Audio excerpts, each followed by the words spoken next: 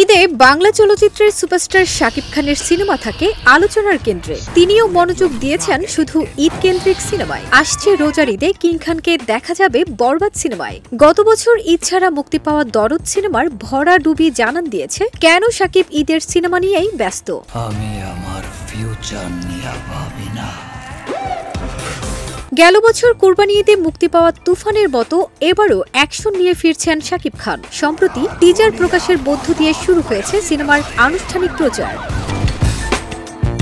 Shooting শুরুর সময় থেকেই নির্মাতা হৃদয় জানিয়েছিলেন বরবাদ সিনেমায় দেখা যাবে ভায়োলেন্স। টিজারে সেই আভাসটাই দিলেন নির্মাতা। শাকিব খান অভিনীত চরিত্রটি গ্যাংস্টার বাবার বকে যাওয়া সন্তান। ভালোবাসার মানুষ নিতুকে পাওয়ার জন্য দুনিয়া বরবাদ করতেও রাজি সে। নিতু চরিত্রে অভিনয় করেছেন ইধিকা পাল। বরবাদে শাকিবের প্রতিদ্বন্দ্বী টলিউড অভিনেতা যিশু সেনগুপ্ত, তাকে দেখা যাবে পুলিশ কর্মকর্তার চরিত্রে। এতে আরও আছেন শহীদুজ্জামান সেলিম, মিশা সওদাগর প্রমুখ।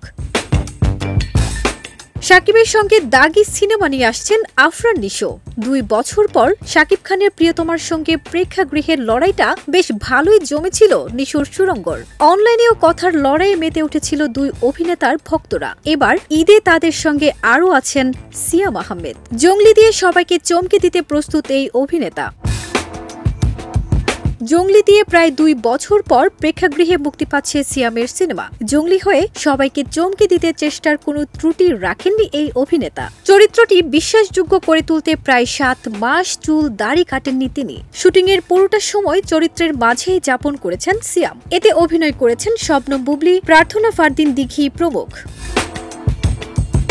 শাকিব ও সিয়ামের তুলনায় প্রচারে পিছিয়ে আছেন আফরান নিশো। এখনও সিনেমার কোনো ঝলক দেখা যায়নি। কয়েকদিন আগেই শেষ হয়েছে শুটিং। তবে এ নিয়ে চিন্তিত নন প্রযোজক শাহরিয়ার শাকিল। তার মতে সবাই মিলে একটি ভালো সিনেমা নির্মাণের চেষ্টা করছেন। হলে দর্শক নিরাশ হবেন না। দাগি পরিচালনা করেছেন শিহাব শাহিন। এতে আরও অভিনয় করেছেন তমা মির্জা, সুনেরা বিনতে কামাল প্রমুখ। ফারজানা নিকিতা, দেশ রূপান্তর।